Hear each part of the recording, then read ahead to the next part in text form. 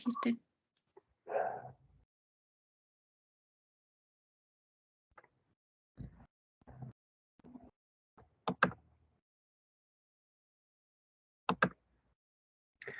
Bueno, vamos a continuar donde nos quedamos la clase anterior. Habíamos empezado a ver lo que son proyectos sobre los cuales está relacionado, en este caso, sea el departamento de consejería o directamente el psicólogo. Habíamos comentado pues que precisamente el psicólogo dentro de las instituciones educativas es el pilar fundamental, yo diría, dentro de lo que tiene que ver con proyectos, porque se vincula de una u otra manera como observador, veedor o apoyo para cualquier tipo de proyecto establecido, sea a nivel institucional mismo, de parte de las autoridades, o proyectos establecidos por docentes, padres de familia o gobierno estudiantil, hablando de estudiantes. Entonces, pues en este sentido, habíamos empezado a ver cuáles son los principales proyectos sobre los cuales tiene una vinculación directa el psicólogo. Hablamos del PEI, que es el Proyecto Educativo Institucional, la importancia que éste tiene dentro de la unidad educativa, la institución donde se elabore, y cómo influye el psicólogo dentro de este proceso de formación del PEI. Asimismo, hablamos del POA, que es el Proyecto Organizativo Anual Directo del Departamento de Consejería, sobre todo de la importancia que éste tiene en cuanto a vincular las actividades para que sean ejecutadas adecuadamente. Habíamos mencionado algunas características de la aplicación de los proyectos dentro de lo que es el medio educativo en cuanto a la planificación del POA mismo y la relación con el psicólogo, las características del proyecto y de cómo el psicólogo tiene que aplicar dicho proyecto, y me parece que hasta ahí habíamos llegado, ¿verdad? Continuando con este mismo tema, pues ahora vamos a ver algunas áreas principales de acción del psicólogo a nivel de lo que son proyectos institucionales. Cuando nosotros hablamos de áreas principales de acción, estamos hablando específicamente de lo que el psicólogo hace o debería hacer, diríamos aquí, dentro de los proyectos ejecutables. Hablemos, por ejemplo, de las habilidades sociales, emocionales e intelectuales. Cuando nosotros necesitamos determinar este tipo de área de habilidades sociales, emocionales o intelectuales, pues podemos aplicar varios instrumentos. Podemos nosotros valernos del desarrollo y la promoción de habilidades, la evaluación y la retroalimentación. ¿Qué significa esto? Que si a nosotros nos piden, por ejemplo, que evaluemos a un estudiante porque no participa mucho en el aula o porque se le nota nervioso cuando tiene que hablar, o porque tiene dificultades de interacción con los demás compañeros, nosotros tenemos que determinar cuál va a ser el proceso evaluativo y proyectarnos no solamente a este estudiante en particular, sino a cómo la ayuda que yo puedo brindar al estudiante puede servir a la larga como para ayudar también a otros estudiantes que pudieran estar pasando por situaciones similares. Entonces, yo, por ejemplo, evalúo a un estudiante y determino que tiene problemas en cuanto a habilidades sociales. Quien quita que puede incluso tener algo un poco más complejo como una fobia social, una ansiedad social.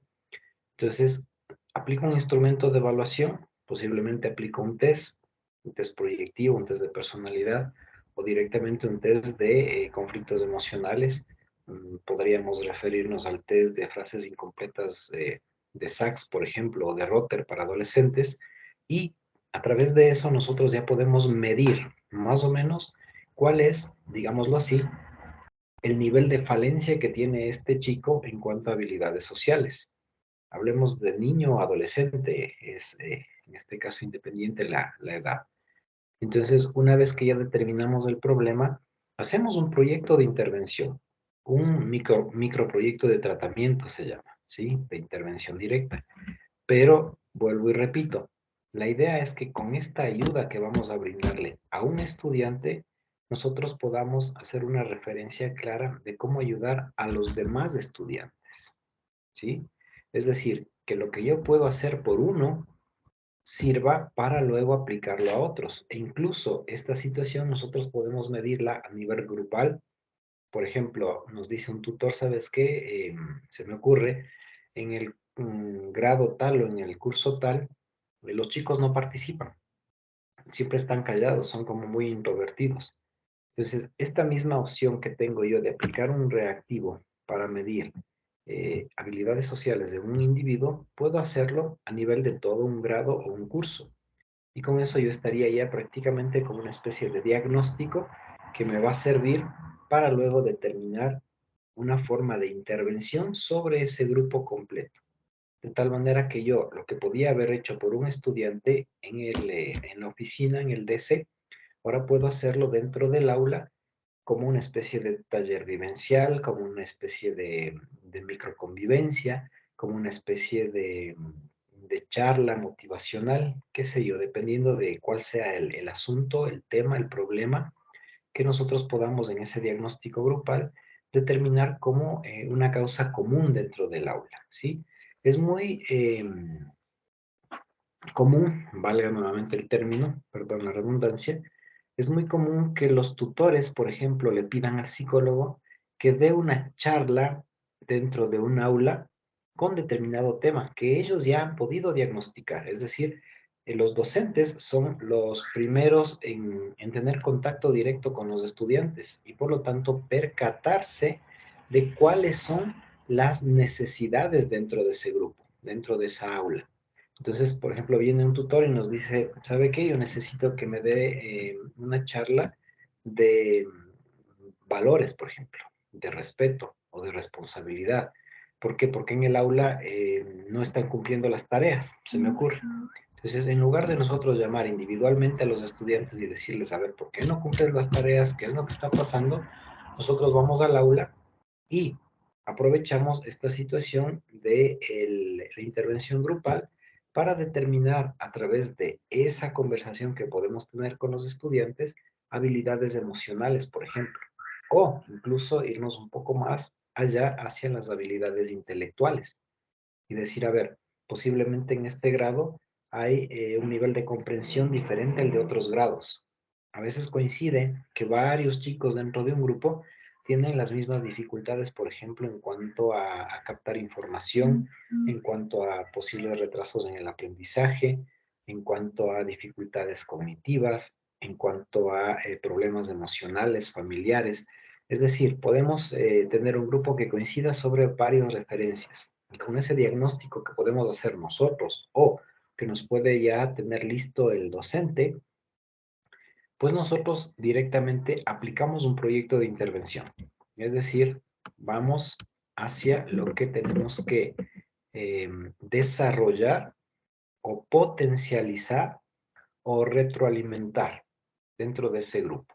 De tal manera que empezamos nosotros con una situación de áreas sociales, de habilidades sociales, emocionales o intelectuales y hacemos prácticamente un proceso de intervención completa en el grupo, ¿sí? O de pronto viene el docente y nos dice, ¿sabe qué? Necesito que me dé dando una charla porque en el curso, en el grado, se están perdiendo las cosas. Entonces, nosotros no vamos simplemente al grado, al curso, a decir, a ver, aquí se están perdiendo las cosas, ¿qué es lo que está pasando?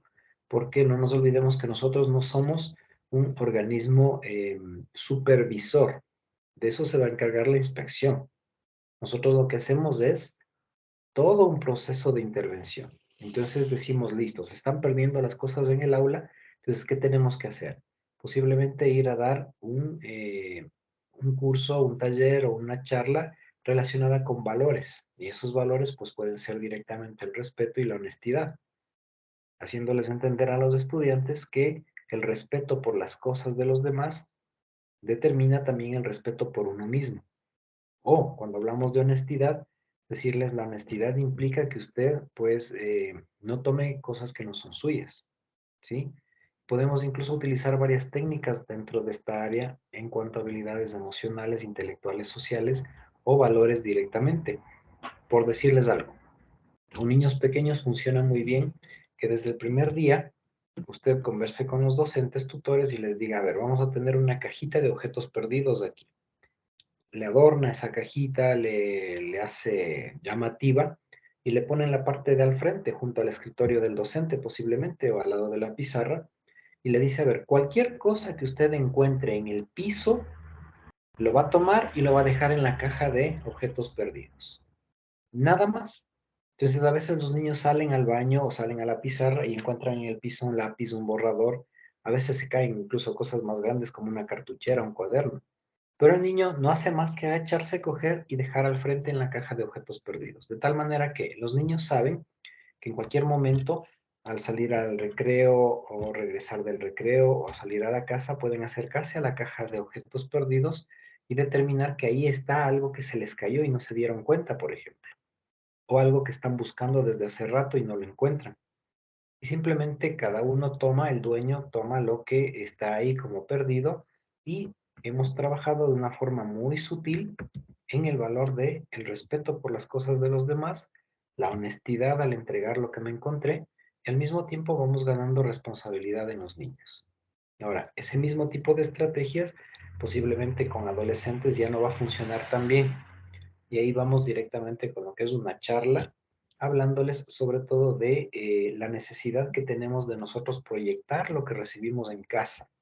Y por ahí se trabaja bastante bien con los jóvenes. Decirles, por ejemplo, a ver, esto de la responsabilidad, de la honestidad, del respeto por lo ajeno, no lo enseñamos aquí en la institución, viene de casa. Entonces, no creo que queramos nosotros que los demás piensen que los valores que recibimos en casa no son buenos. Es como cuestionar un poquito la situación de qué tipo de hogar vengo, sin necesidad de cuestionarles directamente, sino de forma grupal, muy sutil, de tal manera que al final los chicos terminen aceptando su realidad y enfrentándose a esta necesidad de ganar responsabilidad y respeto hacia los demás. Entonces, miren ustedes, es una área general. Nosotros trabajamos con el grupo, pero hacemos un proyecto de intervención específico. Y la otra, que les decía al inicio, pues trabajar directamente con un solo estudiante. Puede ser un niño, un adolescente que necesite o requiera la intervención oportuna de nosotros. No sé si hay alguna pregunta con respecto a esta primera área.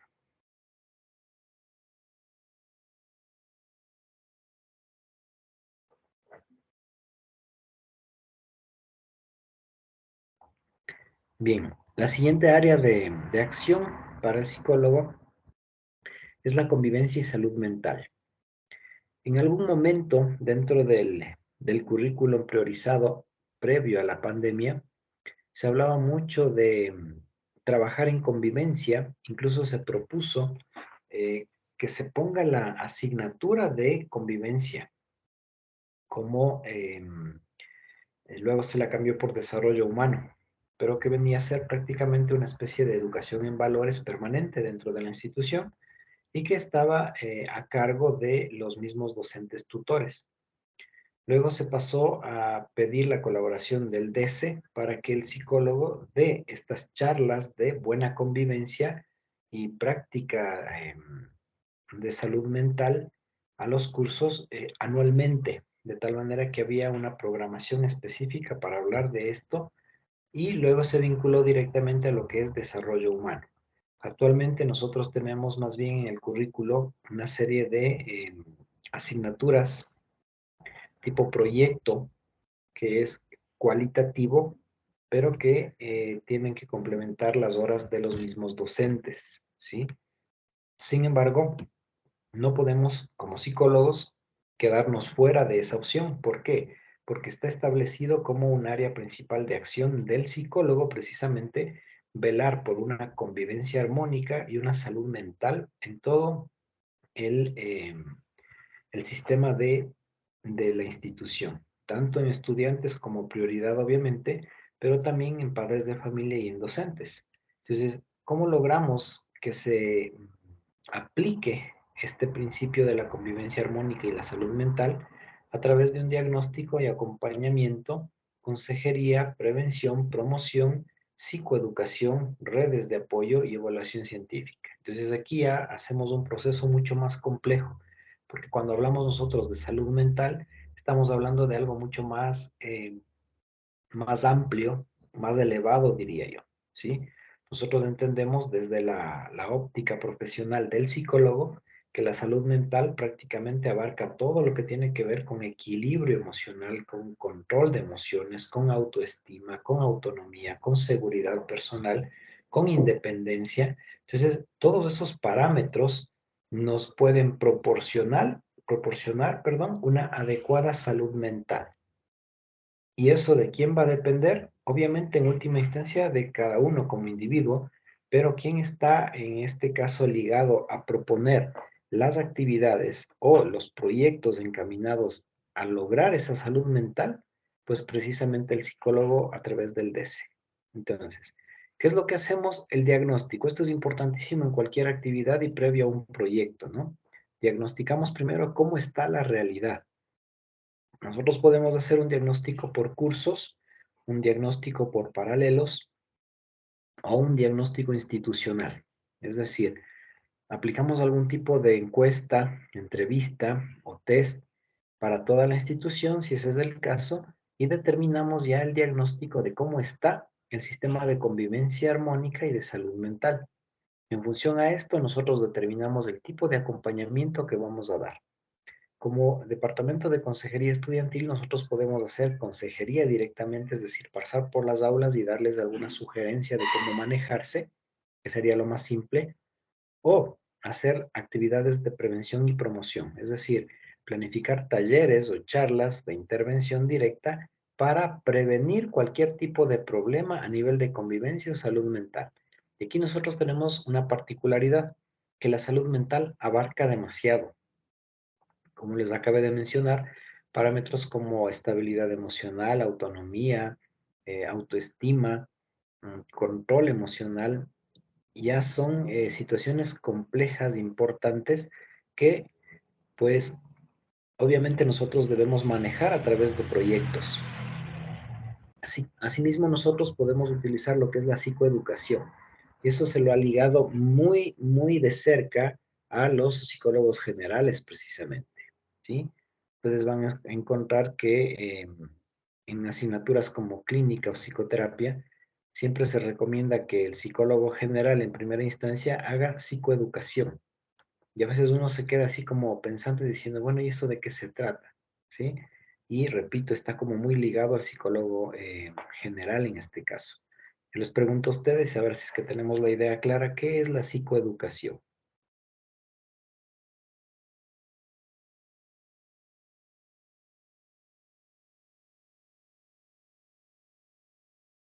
¿Qué idea tienen sobre psicoeducación?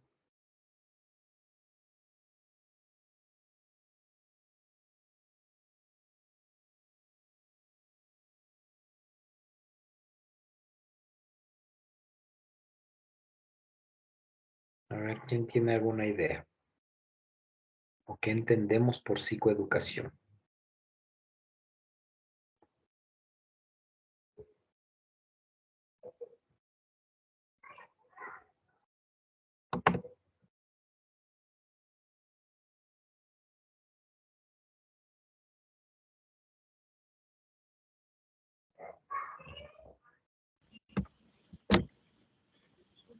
Alquinga, por favor. Magister, buenas noches.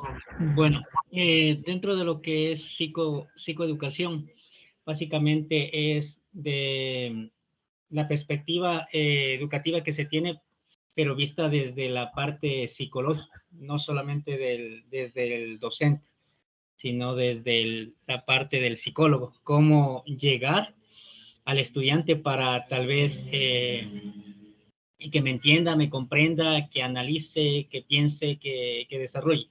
Tal vez lo que el docente simplemente se enfoca en la parte pedagógica y didáctica. En cambio, el psicólogo lo estructura o lo ve de otra manera para que el estudiante aprenda un poco, tal vez más, de forma más, digámosle, bueno, no sé si está bien la palabra, un poco más sencilla antes que la parte del docente, donde tal vez es un poco más rígida o estable.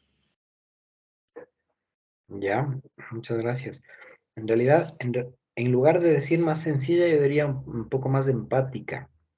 desde la realidad psicológica, obviamente, ¿no? Porque el docente puede ser muy empático, pero más hacia la parte académica. Entonces, básicamente eso es la psicoeducación.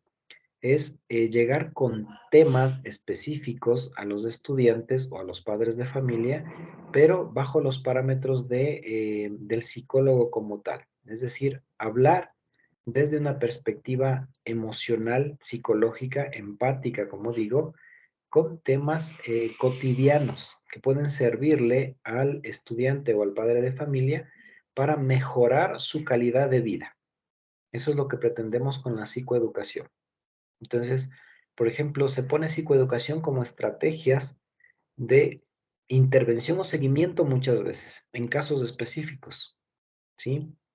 Aquí nosotros estamos hablando de un proceso de intervención dentro de un tema o de una área específica que es la convivencia armónica y la salud mental.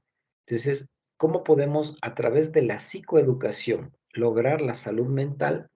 La idea básicamente es, como lo dijo el compañero, llegar a los individuos desde una perspectiva psicológica, es decir, se supondría, sí, y digo se supondría porque a veces se da por hecho que un psicólogo tiene facilidad de palabra primero y tiene esa habilidad o don, yo diría, de llegar a la gente.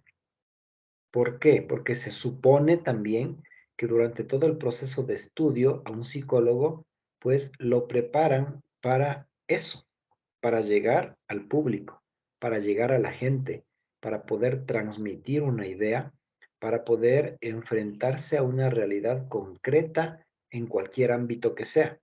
Y en este caso estamos hablando del campo de la educación. Por lo tanto, se asume que el psicólogo, a través de esto de la psicoeducación, puede llegar de mejor manera a estudiantes o padres de familia sin necesidad de ser demasiado rígido, pero sí manteniendo el control del grupo para lograr temas específicos que se impregnen, por decirlo de alguna manera, en la psiquis de los estudiantes o padres de familia. Si nosotros, por ejemplo, decimos, voy a aplicar psicoeducación, perdón, psicoeducación en un curso con un tema determinado, ¿estamos haciendo prevención? Sí, porque a través de esa charla, de ese proceso de psicoeducación, podemos evitar que aparezcan ciertas crisis.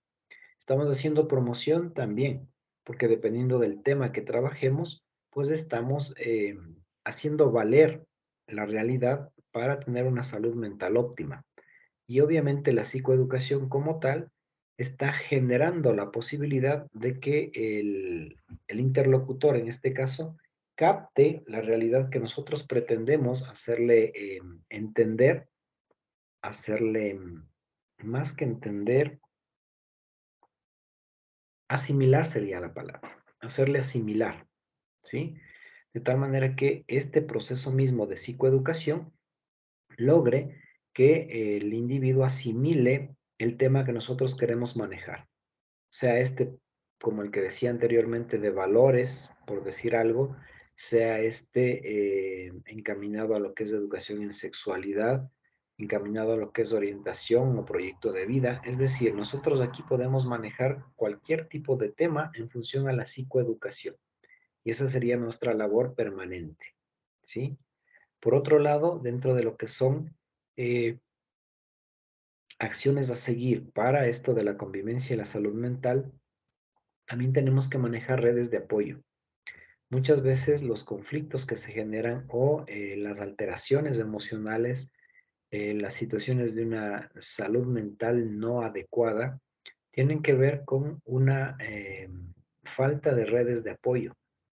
Hemos conversado en algún momento que una red de apoyo implica una persona, una actividad o un lugar que logre darle tranquilidad al individuo, sea al niño, sea al adolescente o sea al padre de familia.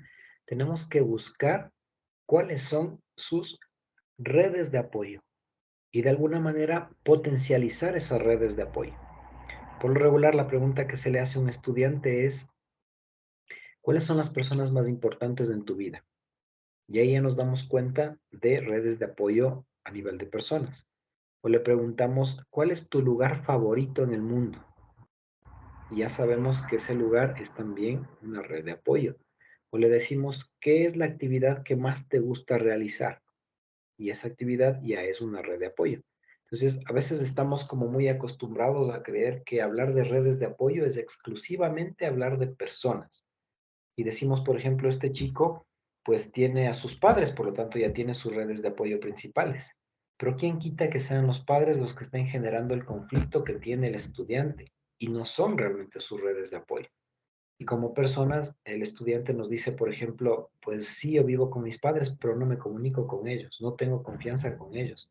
Yo más bien hablo con mi hermana mayor, o con mi tío, o con mi primo, o con mi abuelita. Entonces, ahí nosotros nos damos cuenta que las redes de apoyo a nivel de personas son distintas a las que normalmente estamos acostumbrados a pensar, ¿sí? Y no son los padres. Por otro lado, tenemos también redes de apoyo, como digo, en cuestión de lugares y de actividades. El niño que nos dice, por ejemplo, a mí me gusta mucho ir al parque a patear la pelota. Entonces, ese ir al parque a patear la pelota ya es una red de apoyo, porque le sirve al niño como para descargar la ansiedad, por ejemplo. O el adolescente que nos dice, me gusta salir los fines de semana con mis amigos a comer. Entonces, esos amigos pueden ser una red de apoyo y ese salir a comer es también una actividad que sirve como red de apoyo, ¿sí? Lo mismo sucede con lugares. A veces nosotros incluso podemos plantear la posibilidad de lugares no necesariamente conocidos. En algunos casos sí, por decirles algo, eso sucede con los adultos, con padres de familia, con docentes. Cuando preguntamos su lugar favorito, nos dice, cuando yo era niño vivía en el campo, por ejemplo, y tenía una casa donde había un terreno grande cerca de un río y me encantaba ir a jugar ahí. Y ya no hay esa casa, ya no tengo, hace años que ya no vivo ahí, pero ese siempre se quedó impregnado en su mente como su lugar favorito, por lo tanto esa es una red de apoyo que nosotros podemos utilizar. Incluso hay muchos casos en los que nosotros hacemos una especie de proceso no terapéutico, porque hemos dicho varias veces que no se puede hacer terapia en el medio educativo, pero sí como un medio de soporte emocional a través de precisamente redes de apoyo basada en lugares. Es decir, mira, el chico llega donde nosotros llorando, con ansiedad, deprimido, frustrado, y nosotros le decimos, a ver, respira profundo, cierra los ojos e imagínate ese lugar que era tu lugar seguro, tu red de apoyo principal. Entonces el chico se proyecta hacia ese lugar que nos contó en algún momento y comienza a calmarse. Estamos haciendo de alguna manera un cierto proceso terapéutico que no deberíamos, pero más bien nosotros lo manejamos como apoyo emocional. Entonces estamos generando una salud mental óptima desde una realidad de redes de apoyo. Miren lo importante que es saber exactamente cuáles son las redes de apoyo de estudiantes o padres de familia o docentes también, ¿no? Porque vamos a trabajar con toda la comunidad educativa. Y finalmente, dentro de este parámetro de convivencia y salud mental, tenemos lo que es la evaluación científica. ¿Qué entendemos por evaluación científica? Hacer un proceso realmente de determinación de cuáles son los parámetros reales de lo que necesitamos nosotros hacer o aplicar. Hablamos de evaluación científica porque tenemos que tener hechos reales basados en hipótesis reales que nosotros mismos podemos generar para ver cómo podemos mejorar ese proceso de convivencia en toda la institución o cómo podemos elevar el estatus de salud mental en todos los individuos de la institución educativa. ¿Sí? En algún momento hablábamos en alguna otra clase del incremento que se ha dado a nivel de casos de violencia en el medio educativo, por ejemplo. ¿Por qué? Porque estamos saturados de violencia en el campo social también. Nosotros escuchamos noticias y todo el tiempo están hablando de situaciones complejas de crímenes, de sicariato, de robos, de asaltos, de violaciones, de secuestros, de tantas cosas. Y eso visto desde la perspectiva nacional, pues es absorbida también por niños y adolescentes y terminan en el medio educativo replicando la misma agresividad o violencia. Y eso pues obviamente ya nos da la pauta para entender que la salud mental no está bien, porque todo lo que implique violencia está en contra de una salud mental positiva o adecuada. Entonces, ahí nosotros hacemos una evaluación científica que vendría a la par con el diagnóstico. Es decir, entonces, ¿qué vamos a hacer? ¿Qué podemos hacer? Y generamos estrategias.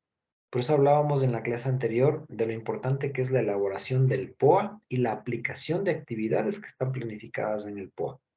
De tal manera que nosotros nos permitamos a nosotros mismos tener una visión mucho más clara de la realidad y logremos intervenir de una manera también adecuada. Entonces, miren cuánto es importante el conocer la realidad sobre la cual nosotros estamos trabajando, sobre la cual nosotros estamos compartiendo, viviendo, sobre todo en este parámetro cuando hablamos de convivencia armónica, que buscamos que todos se lleven bien, ¿sí? Como suelo decirles yo a los niños o adolescentes cuando tienen algún conflicto con otro compañero o compañera, es decir, nadie les obliga a ser amigo de todos, pero tenemos que ser buenos compañeros y eso implica respetar las diferencias. Entonces, muchas veces porque se escucha a los niños decir, es que él no es mi amigo. Si no importa que no sea tu amigo, pero es tu compañero, es parte de la institución y merece respeto, ¿sí? Y si eso lo extendemos luego hacia afuera, es decir, los niños y adolescentes de otras instituciones educativas también son individuos igual que tú y por lo tanto también merecen respeto. Porque a veces se corre el riesgo de decir, bueno, dentro de la institución no hay mayores conflictos, pero cuando los chicos salen se enfrentan a los estudiantes de otras instituciones y eso también es muy común en nuestro medio. Entonces, si nosotros hacemos un buen trabajo de generar convivencia armónica, de elevar, como digo, el estatus de una salud mental óptima, pues no solamente va a servir de beneficio para la institución donde yo estoy laborando, sino que va a ser posiblemente una pauta para generar bienestar en otras instituciones que de una u otra manera deriven de ese mismo proceso de intervención. No sé si hay alguna pregunta con respecto a este segundo parámetro, segunda área de acción.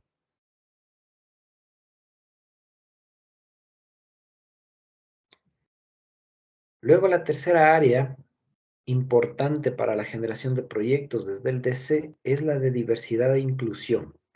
Y esto pues aplica cantidad de situaciones, cantidad de cosas, cantidad de procesos, ¿sí? Dentro del medio educativo. ¿Por qué? Porque aquí nosotros necesitamos primero hacer un diagnóstico de necesidades educativas especiales. Y ese es un proyecto muy aparte, ese es un proyecto muy completo. Cada año nosotros tenemos que llenar una matriz de necesidades educativas específicas, tenemos que actualizar los datos de los niños, niñas y adolescentes que estén dentro de esa matriz, verificar si hay algunos que ya deban salir de la matriz o si hay otros que deban ingresar a la matriz, verificar que haya procesos evaluativos, que tengamos certificaciones, que tengamos informes, que tengamos remisiones a la UDAI o certificados privados o de Ministerio de Salud, etcétera. Entonces, el diagnóstico de necesidades educativas específicas es realmente bastante amplio, ¿sí? Pero luego no nos quedamos solamente con ese diagnóstico y decir, sí, tenemos, por ejemplo, se me ocurre 30 casos de necesidades educativas específicas. De esos 30, 10 son asociadas a la discapacidad y 20 no asociadas a la discapacidad. Listo, tenemos el diagnóstico. Pero luego, ¿qué viene? Los informes de resultados. ¿Por qué? Porque con todos estos estudiantes de necesidades, nosotros tenemos que hacer un proceso individual, pasar los datos a los docentes para que sepan que hay que hacer un seguimiento, que tienen estrategias pedagógicas que aplicar, que necesitan hacer adaptaciones curriculares y de qué tipo tienen que ser esas adaptaciones. Es decir, el informe de resultados viene con un proceso complejo y luego viene la intervención de los mismos procesos. ¿A través de qué? De espacios reflexivos, de promoción de tolerancia, de valoración de la diversidad y aquí nos vinculamos más allá de las necesidades educativas específicas. ¿Por qué? Porque estamos hablando de inclusión, pero también estamos hablando de diversidad. Y cada año nosotros tenemos, por ejemplo, eh, oficios que llegan desde el distrito pidiéndonos que hagamos actividades de promoción y prevención para evitar situaciones de discriminación. Entonces, cuando hablamos nosotros de evitar la discriminación, ya estamos hablando de potencializar la diversidad. Y para eso tenemos que hacer un proceso completo. Y como dice aquí, generar espacios reflexivos.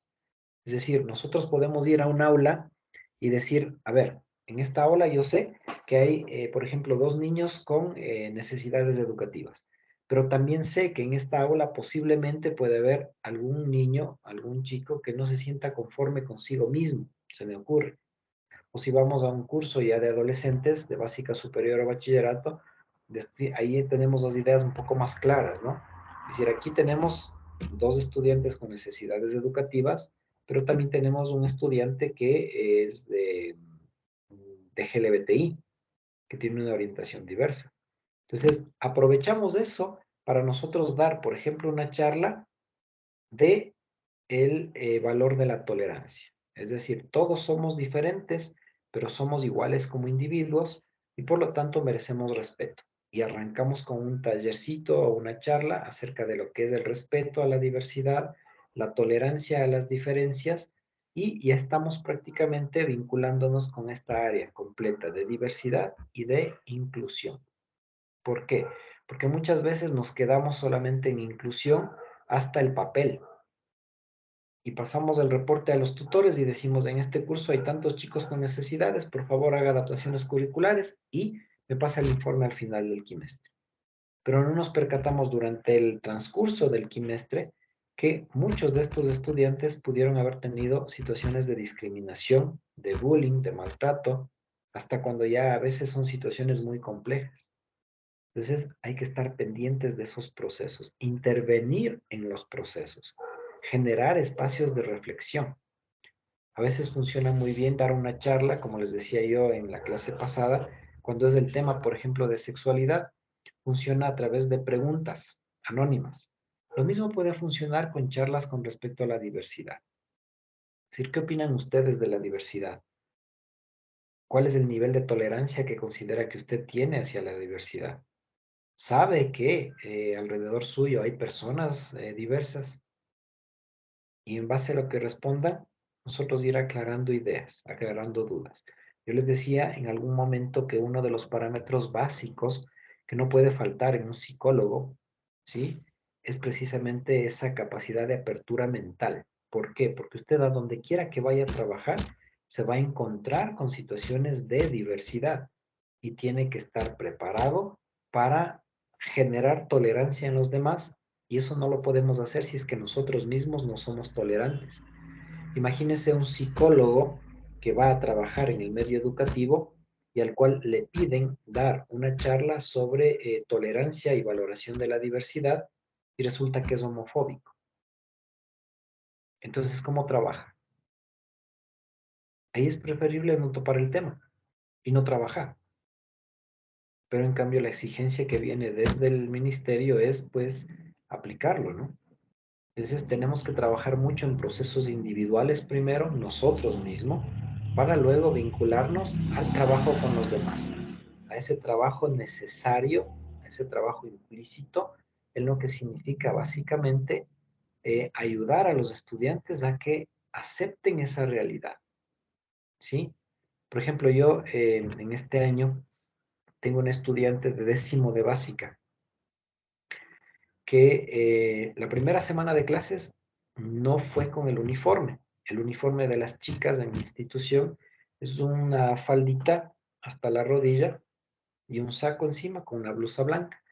Pero resulta que la chica no iba y nosotros asumimos que no tenía el uniforme. Y como obviamente no se puede obligar al uniforme, pues lo que le recomendamos es que vaya con una ropa que no sean pantalones rotos ni mucho menos. Pero resulta que cuando fue la madre de familia, nos dijo, yo sí le compré los uniformes, ella tiene todos los uniformes, pero no quiere usarlos. Entonces, eso ya es un caso para intervención del DESE. Entonces, ¿qué es lo que se hace? Se le llama al estudiante y se dice, a ver, ¿qué es lo que sucede con el uniforme? Y la respuesta de ella fue muy directa. Es decir, yo no voy a usar faldas porque no me gustan, porque yo uso siempre pantalones, porque yo me siento más cómoda con ropa de hombre. Entonces, ahí nosotros ya tenemos una hilación para ver qué es lo que pasa con la situación de diversidad. Es decir, ¿solamente es la comodidad de la ropa o hay alguna situación con respecto a su género o hay alguna situación con respecto a su orientación? Entonces, miren, ahí a nosotros podemos trabajar muchísimo en todo lo que es promoción de tolerancia o valoración de la diversidad. Es decir, entonces, ¿qué es lo que se hace? Pues listo, no se siente cómoda con la ropa, con el uniforme de mujer, tenemos alternativas. Y una de esas es, por ejemplo, que utilice el uniforme de hombre. Y se le propuso y dijo, sí, con eso me sentiría cómoda. Porque el uniforme de los hombres es un jean y una camiseta polo. Y la chica pues habló con la mamá tuvo la posibilidad, le compró y a partir de ahí comenzó a ir con el pantalón jean y la camiseta polo. Y miren ustedes que las situaciones de discriminación no se dan realmente en los estudiantes, se dan en los adultos. Porque cuando la chica llegó así, todos los compañeros y compañeras le recibieron con naturalidad, como, ah, no pasa nada, estás con otra ropa y chévere. Pero ¿qué pasa? Que los padres de familia que comenzaron a hablar. ¿Y por qué esta señorita va con ropa de varón, con uniforme de hombre? Entonces, ¿con quién debemos trabajar? En ese caso ya no es con los estudiantes, es con los padres de familia, es con los adultos. ¿Sobre qué parámetros? Los mismos procesos que vemos aquí. Promoción de la tolerancia, valoración de la diversidad. Porque estamos en un país supuestamente incluyente, supuestamente tolerante, pero en la práctica real eso no se ve completamente, porque hay muchísimas formas de discriminación a todo nivel. Y en el medio educativo se observa eso día a día. Pero vuelvo a insistir en lo mismo. Los niños son intolerantes por los padres. Los adolescentes son intolerantes por los padres, porque son los adultos los que generan ese proceso. Y el trabajo que tenemos como psicólogos, por lo tanto, es sobre los adultos para que el trabajo sobre adolescentes y niños sea mucho más práctico. Entonces, ahí realmente nosotros estamos trabajando en esta realidad de el área de diversidad e inclusión. Y podemos hacer proyectos realmente intensos con este tema. Podemos dar nosotros mismos charlas, conferencias, hacer momentos reflexivos durante los minutos cívicos. Podemos pedir la colaboración de entidades extra que sean de tipo gubernamental, como hablábamos en la clase anterior. Por ejemplo, pedir al Consejo Cantonal de la Niñez y Adolescencia o la Junta Cantonal que nos ayude con una charla de respeto a las diferencias. Y estamos trabajando en todo lo que es este proceso de diversidad e inclusión. ¿Sí? Lo mismo podemos pedir nosotros, por ejemplo, la intervención de grupos de GLBTI a nivel de ciudades que trabajan directamente con los consejos cantonales muchas veces, que dan charlas tanto a estudiantes como a padres de familia y a docentes. Y cumplimos nosotros con el proceso como DC, intervenimos directamente como psicólogos y cumplimos con el área de diversidad e inclusión. No sé si hay alguna pregunta de esta área.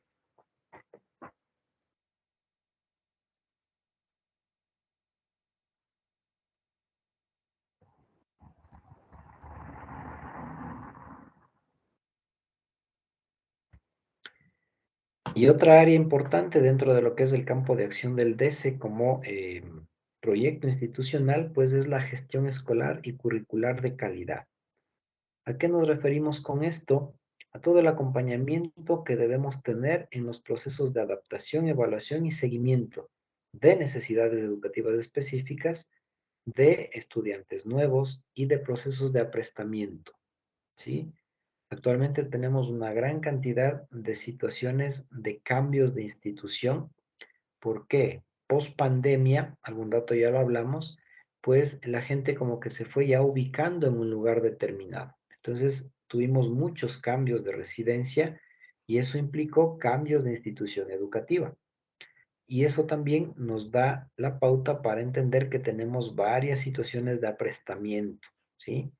¿Qué es el aprestamiento? ¿Quién me dice? ¿Qué entendemos por aprestamiento?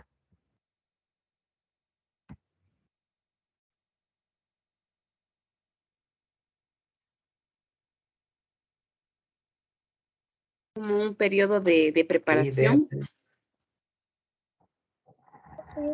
¿Quién me dice? No se olviden de levantar la mano, no veo quién está hablando.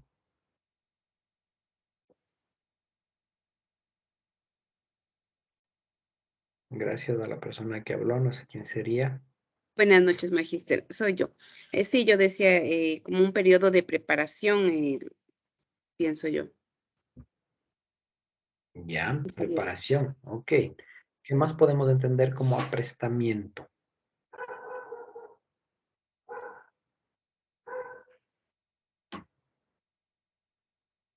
Chamorro, por favor. Sí, buenas noches, magíster. Buenas noches, compañeros. ¿Podría ser promover que el niño o la niña desarrolle habilidades o destrezas dentro del campo, tanto como podría ser sus aspectos físicos, afectivos y mentales? Ya, ok. ¿Alguna otra idea? ¿Alguien más? Aprestamiento.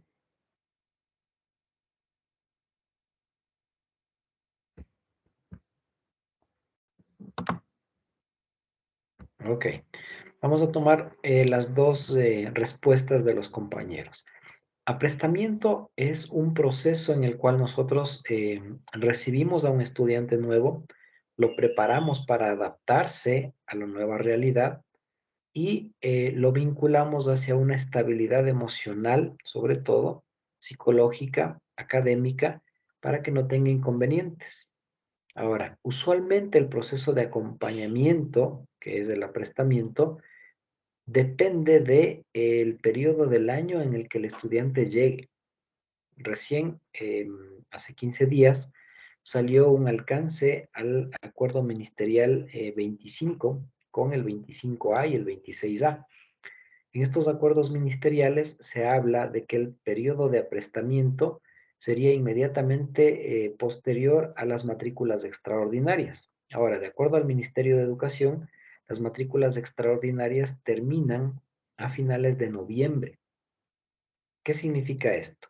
Que hasta finales de noviembre podemos recibir estudiantes nuevos al año lectivo al que vienen. Es decir, si tenemos un estudiante que tiene aprobado quinto de básica y llega donde nosotros a finales de noviembre, llega a sexto de básica. Y ahí hacemos un proceso de aprestamiento en cuanto a lo que es adaptaciones curriculares, adaptación, seguimiento de las calificaciones que ha perdido para que no sean demasiado fuertes las exigencias, sino que más bien se dosifiquen poco a poco y pueda ir ganando notas o duplicando notas, sea el caso que sea, y sigue el año lectivo normal. Pero si es que el estudiante llega pasadas las matrículas extraordinarias, es decir, a finales de diciembre o en enero, el chico ya no podría estar en el grado inmediato superior. Es decir, si él tiene aprobado quinto de básica, vendría a quinto de básica. Y el proceso de aprestamiento significa hacerle adaptar a un nuevo establecimiento, pero en el mismo año que ya estuvo, para que refresque conocimientos hasta terminar el año lectivo y luego pueda pasar con ese mismo grupo a el siguiente año lectivo. ¿Qué significa eso? Que nosotros evitamos que el niño prácticamente se presione demasiado, porque a veces decimos a los docentes hay que dosificar tareas o actividades, pero en la práctica no es tan real. Esa dosificación no es real porque el docente lo que intenta es tratar de recuperar las notas perdidas con este estudiante nuevo y comienza a enviarle una serie de tareas o trabajos o le dice iguálese todo el cuaderno o preséntese una evaluación para ver cómo está en conocimientos y eso termina prácticamente saturando o estresando al estudiante. Entonces el periodo de aprestamiento lo que hace es adaptarle al chico de acuerdo a su realidad en el año lectivo que ya tiene ganado, digamos así, como para terminar ese proceso más bien de sociabilidad con los compañeros y luego pueda adaptarse al otro grado. Y si viene hasta, como digo, finales de noviembre, pues ahí sí, ayudarle en el proceso de aceleramiento académico con adaptaciones para que pueda mantener el grado y no perderlo, ¿sí? Ahora, estas situaciones de aprestamiento, de acompañamiento, de adaptación, por lo regular se dan en estudiantes que no han estado escolarizados durante un periodo de tiempo, que vienen de otras ciudades o provincias a provincias y ciudades diferentes, o que vienen de un régimen diferente. A veces se cambian de régimen costa a régimen sierra o viceversa. Y obviamente como son diferentes los ciclos, pues van a llegar en un momento de desfase académico, hablando del año, ¿no? Del año escolar. O estudiantes migrantes que han llegado, por ejemplo, de Colombia, de Venezuela o de cualquier otro país y que se insertan recién en el medio educativo. Aquí nosotros tenemos que asegurarnos, cuando hablamos de gestión escolar, de cumplir los reglamentos de acuerdo a las disposiciones de la ley, ¿sí? Porque no podemos adelantarnos por nuestra cuenta, diríamos así. Es decir, no podemos nosotros decir, en la institución vamos a hacer esto y ya está. Tenemos que ver cómo están las leyes, cómo están las disposiciones del distrito. Por ejemplo, en el caso de un estudiante migrante, llega de otro país, el chico llega con una edad, se me ocurre, de 10 años, pero allá en su país estudió hasta segundo de básica. Sin embargo, con 10 años ya no puede estar en segundo de básica. Cuando llega, ¿qué es lo que hace? Tiene que acercarse al distrito y el distrito le hace un proceso de evaluación. Le toma unas pruebas de ubicación, de conocimientos. Pero no solamente los conocimientos son los válidos, sino la edad que tiene el niño. Porque tenemos varios proyectos nosotros a nivel de educación. Entonces, a este niño con 10 años le corresponde estar posiblemente en un quinto de básica, pero el niño tiene conocimientos hasta segundo de básica. ¿Qué es lo que hacemos nosotros? Usualmente el distrito nos envía a la institución y nos da el cupo para cuarto de básica, por ejemplo. Y en la institución, en este proceso de aprestamiento, nosotros evaluamos para ese cuarto de básica y aplicamos adaptaciones curriculares para que el niño pueda ganar el año, en ese año en el que está, adquiriendo los conocimientos acelerados de años anteriores. O caso contrario, le pasamos al programa SNAP, que es educación acelerada, y ahí va a recibir en un año 2 años de escolaridad, de tal manera que se vaya nivelando con su edad y no pierda todo el ciclo académico anterior por la edad con la que viene, ¿sí? Entonces, todo eso nosotros hacemos un seguimiento curricular y nos aseguramos que esa gestión escolar y curricular sea de calidad. ¿A través de qué? De la observación directa como psicólogos. Contacto con los padres de familia, comunicación con los docentes y seguimiento de los estudiantes. Sí, aparte de que es una situación de aprestamiento, de adaptación, de migración, de no escolarización, etcétera, tenemos un caso de necesidades educativas específicas, pues con mucha más razón tenemos que intervenir, porque ahí las adaptaciones tienen que ser inmediatas y a veces superiores a lo que estamos acostumbrados. Es decir, puede ser un nivel 3 de adaptaciones.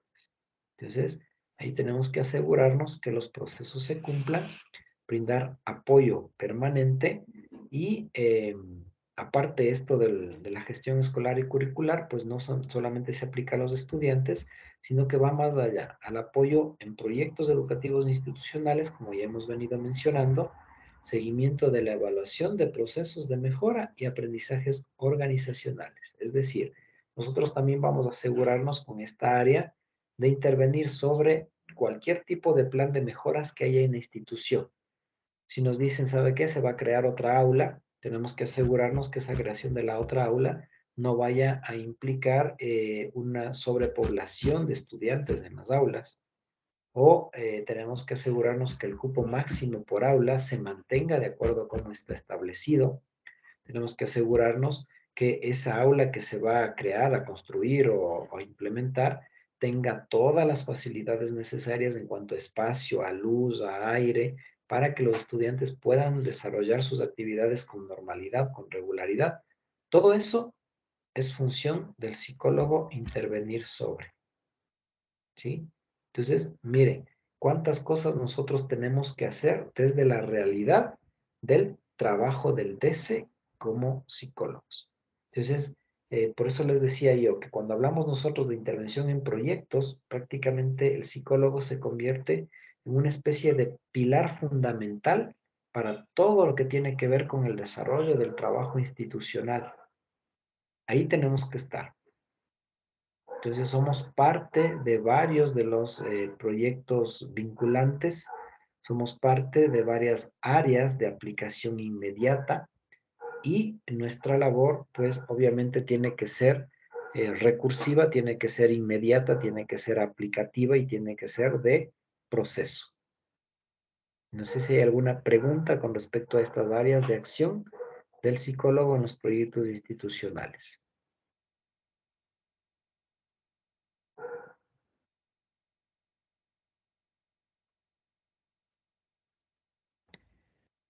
Entonces tendríamos las áreas de desarrollo de habilidades sociales, emocionales e intelectuales, el área de convivencia armónica y salud mental, el área de diversidad e inclusión y el área de gestión escolar y curricular de calidad.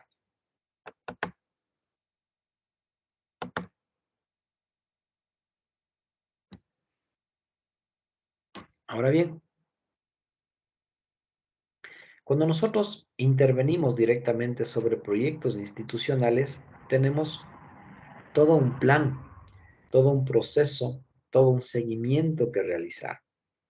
Y empezamos con instrumentos o herramientas de gestión de índole educativo. Cuando nosotros hablamos del POA o hablamos del PI, por ejemplo, tienen que haber instrumentos o herramientas bien establecidos. Muchas veces son herramientas institucionales, en otras ocasiones son herramientas distritales o ministeriales, pero que a la larga terminan siendo parte del proceso que tiene que aplicar el psicólogo. Sin olvidarnos que nosotros tenemos un manual de procedimientos del DESE, que es el manual de funciones, diríamos así, de cómo tenemos que manejar cada tipo de caso, de cómo tenemos que manejarnos en cada tipo de proyecto y qué proceso debemos realizar. Sin olvidarnos que en todo proyecto debemos igualmente hacer un diagnóstico. Cuando nosotros hacemos un buen diagnóstico, pues obviamente la intervención también va a ser óptima y el resultado va a ser bueno. Esto vinculado a lo que son las necesidades que tiene la comunidad educativa. ¿Para qué? Para que el psicólogo intervenga de forma adecuada donde tiene que intervenir. Porque, claro, hemos dicho varias veces que el psicólogo prácticamente interviene en todo, pero ese intervenir en todo significa intervención óptima, ¿no? No es solamente cuestión de decir así, el psicólogo está en todo, pero ese está en todo que no sea una referencia perdón el término, a que es un metido, sino a que está en todo porque realmente está cumpliendo con su responsabilidad y lo hace bien. Entonces, por eso vincularnos a esto de las necesidades que tiene la comunidad educativa. ¿Qué necesidades tienen los estudiantes? ¿Qué necesidades tienen los docentes? ¿Qué necesidades tienen los padres de familia? ¿De qué manera la institución va a satisfacer esas necesidades? Y cómo el psicólogo puede intervenir en ese proceso de satisfacción de necesidades. Es decir, cómo podemos ayudar nosotros a las autoridades, cómo podemos ayudar nosotros al Comité Central de Padres de Familia, cómo podemos ayudar o guiar al Consejo Estudiantil para que se cumplan y se cubran esas necesidades que nosotros hemos determinado o que se han determinado a través de un diagnóstico institucional. Lo mismo tenemos que tomar en cuenta los espacios interactivos de aprendizaje, es decir, no se puede centrar exclusivamente el proceso de aprendizaje en docente-estudiantes en el aula y ya está. Actualmente nosotros tenemos proyectos vinculantes interdisciplinarios que deben cumplirse. Espacios interactivos significa que tiene que haber metodología adecuada, que tiene que haber instrumentos diferentes, que el aprendizaje no solamente tiene que estar dentro del aula, sino que tiene que transferirse también a los patios, a los jardines, a giras de observación, qué sé yo. Eso se debe cumplir para que el estudiante, a través de esa interactividad, pues obviamente mejore su proceso de aprendizaje. Y en eso, como psicólogos, tenemos también que estar observantes, vigilantes de que se cumpla a cabalidad. Lo otro es que toda la comunidad educativa tiene que tener un proceso de satisfacción, de intervención, de adecuación. Y nuevamente voy a insistir, el psicólogo es precisamente ese vínculo entre todos los miembros de la comunidad educativa. ¿Por qué? Porque el psicólogo tiene que intervenir con los docentes, con los padres de familia y con los estudiantes.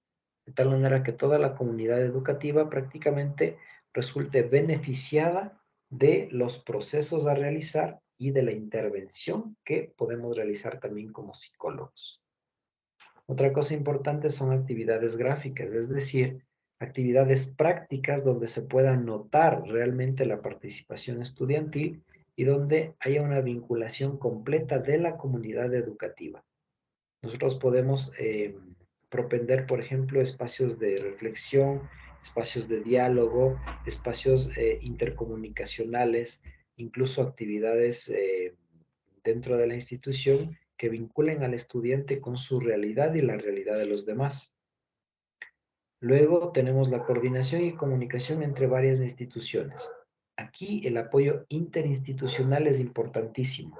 Ustedes seguramente sabrán de ferias, por ejemplo, que se realizan o casas abiertas que se realizan en las instituciones.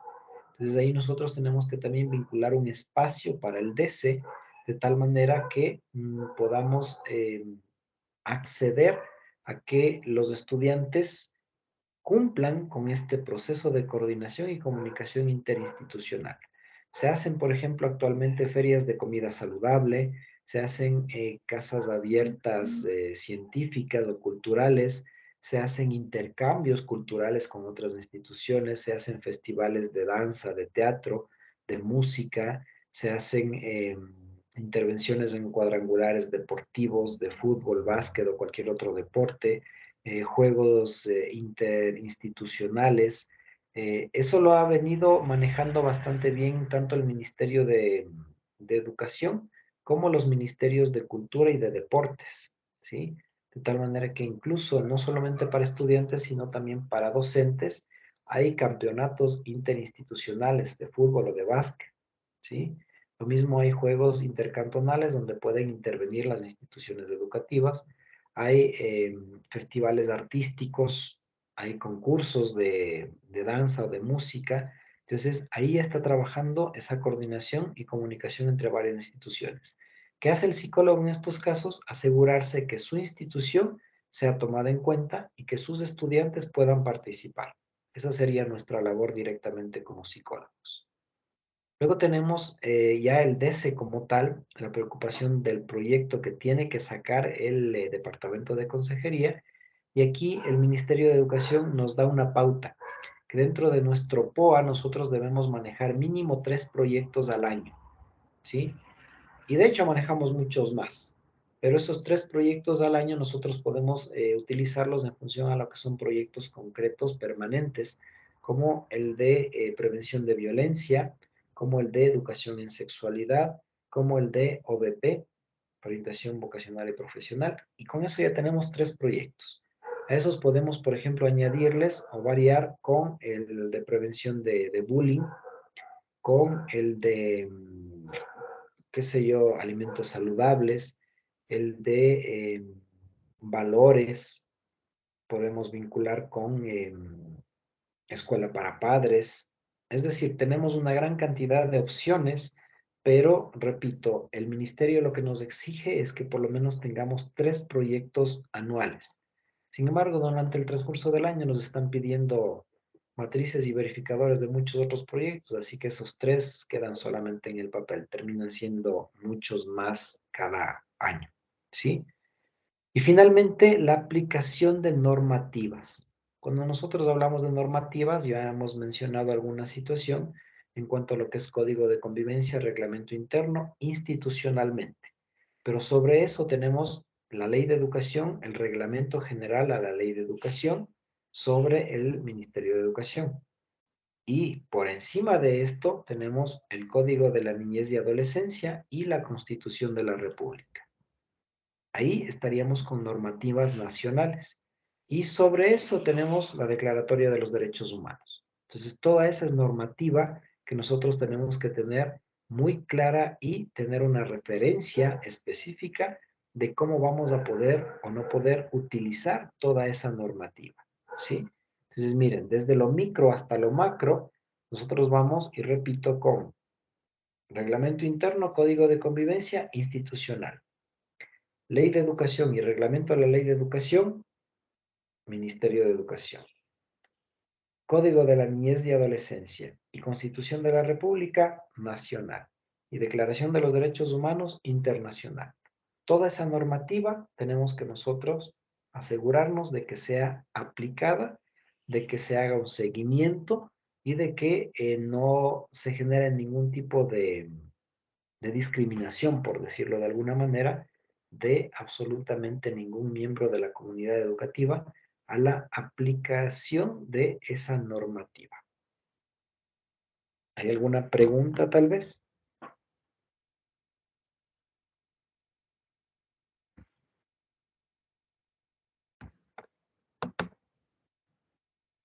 Tengo una pregunta, ¿me puede repetir qué era la actividad gráfica? Las actividades gráficas están relacionadas con la actividad práctica que nosotros debemos propender. Es decir, todo lo que quede a nivel teórico tiene que ser también aplicado prácticamente. Proyectos que lleven a los estudiantes, por ejemplo, a demostrar sus conocimientos. Eso es actividad práctica o gráfica. ¿Sí? ¿Alguna otra pregunta tal vez?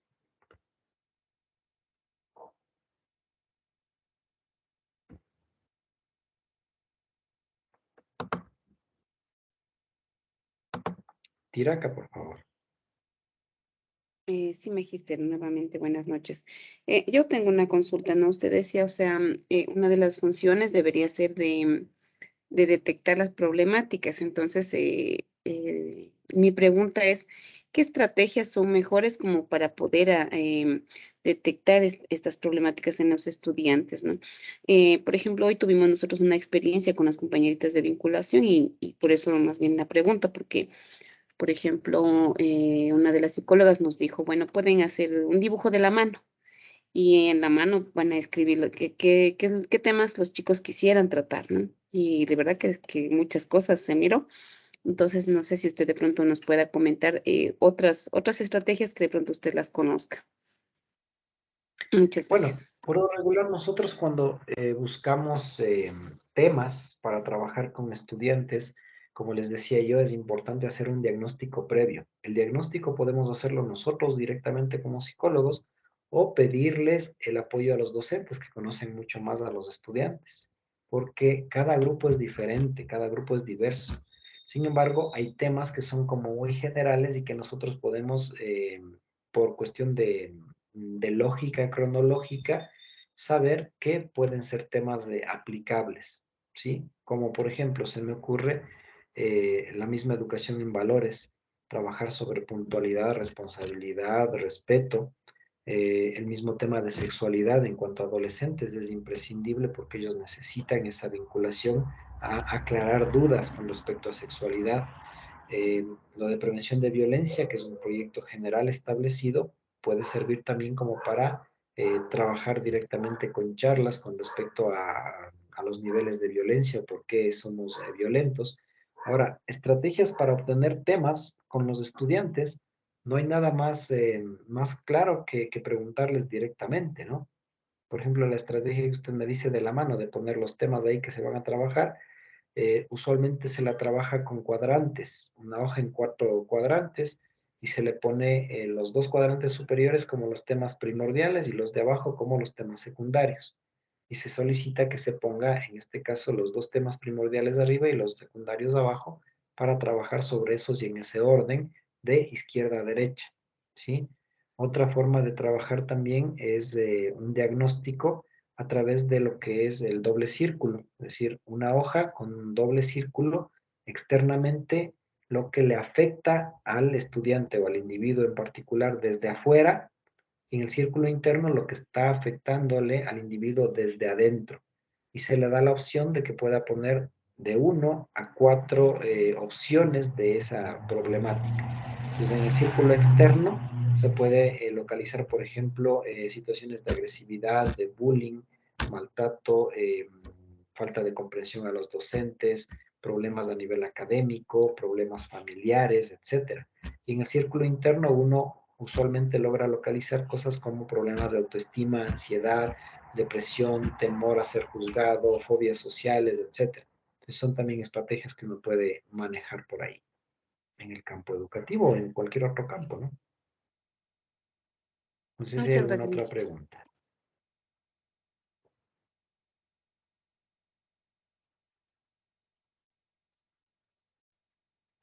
Si estamos claros entonces con todo lo que hemos visto hoy con respecto a proyectos.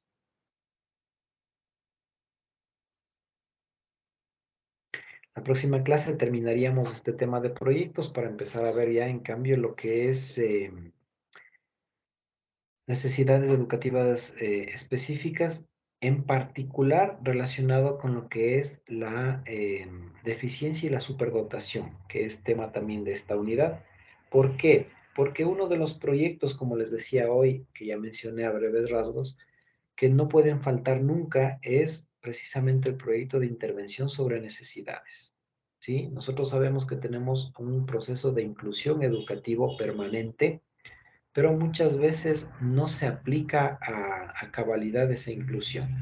Siempre quedan como pendientes algunas situaciones y sobre todo desde el campo real de aprendizaje del docente es muy complicado.